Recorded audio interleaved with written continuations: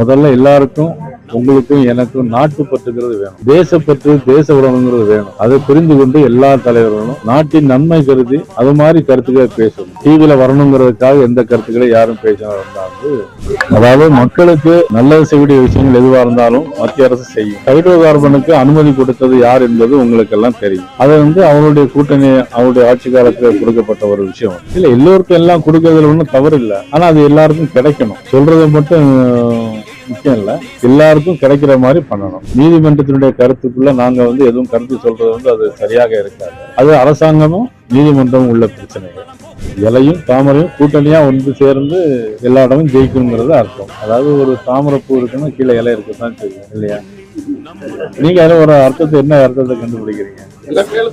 உங்களுக்கு ஒவ்வொரு டிவிலையும் உங்களுக்கு ரேட்டிங் போடணும், அதுக்கு ஏதாவது வார்த்தைகளை வாங்கி பேசணும். எங்களுடைய கூட்டணி உறுதியானது, இறுதியானது. அது போல எது சீட் ஷேரிங் எதுனாலுமே நீங்க கேட்கறது முன்னாடி நினைக்கிறது.